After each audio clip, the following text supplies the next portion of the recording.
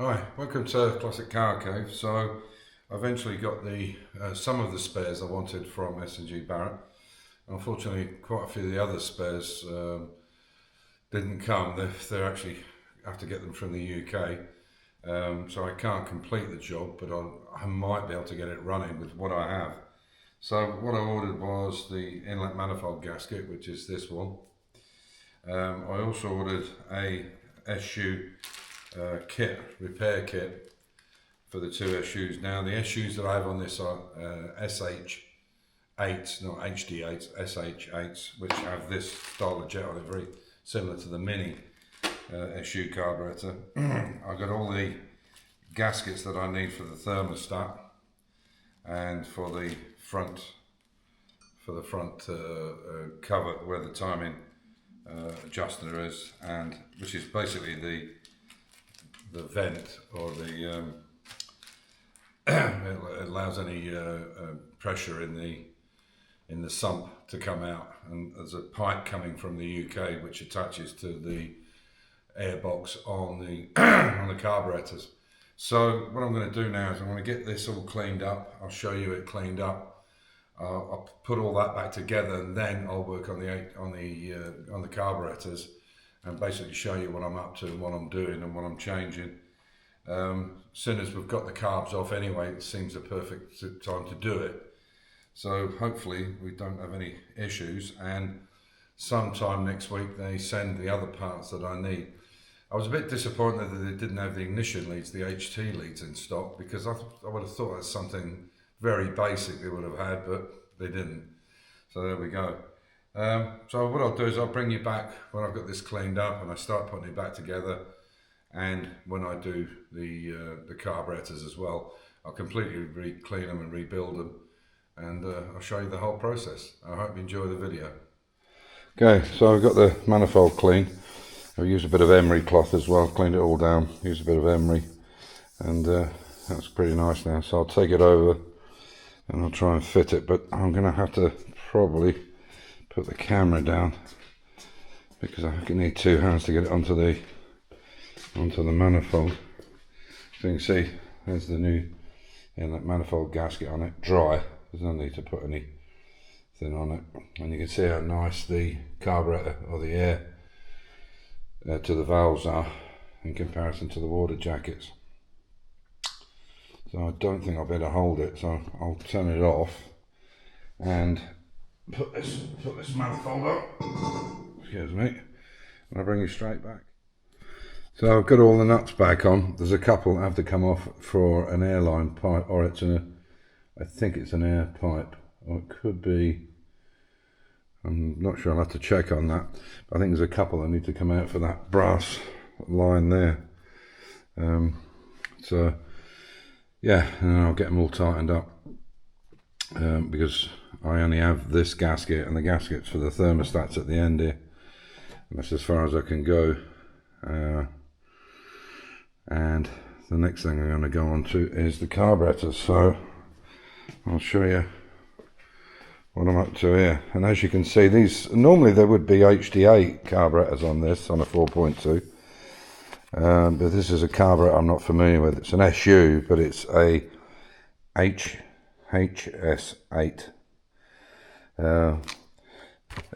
I say not familiar with, I'm fairly familiar with this type of system because the Mini has the same kind of system, but you can see from here there's quite a lot of fuel debris on it, especially that one. You can see it's soaking wet there, so I think that'll need a really good clean. And obviously these two are put together through this airline hose. So what I'll do is take one apart, clean it all, get it nice, get the new jets in it, get all the parts that I have got with the kit, and then we'll go from there, which is this one. It's quite expensive, that, I thought. 130 quid I think it was for this kit. Come on, there we go. Okay, they're the main carburetor gaskets for sure, and there are the two float chambers here and here, and then There's the jets inside, and a few other bits and pieces. Yes, so there's the main jets.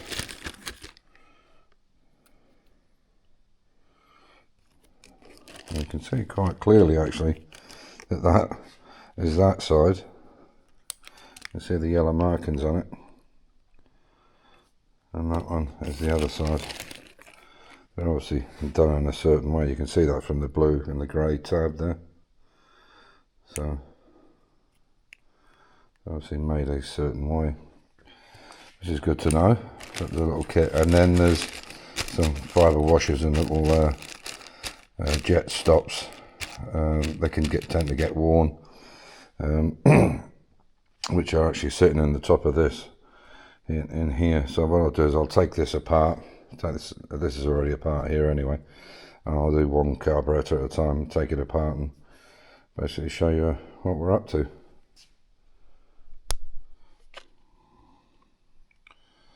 So one of the things you can see there is how much crud there is in the bottom of that. So I can get it right without making a shadow.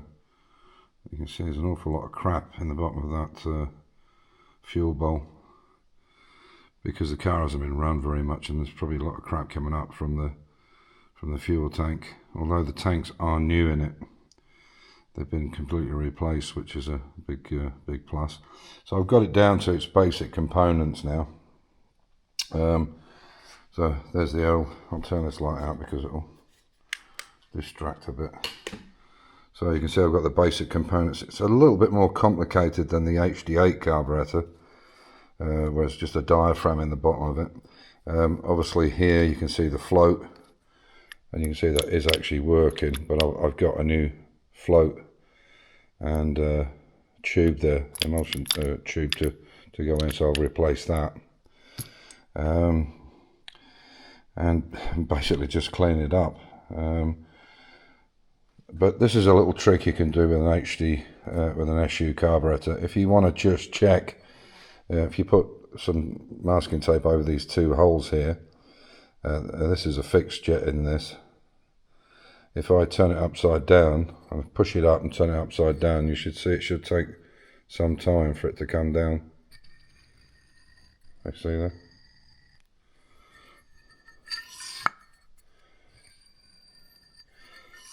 And if it doesn't do that, there's something wrong with either somebody's scratched or maybe use some emery cloth. You should never use anything abrasive in these carburetors because they are matched. But that's one way of checking if it comes down. Obviously, if you take that tape off, it's going to come down straight away.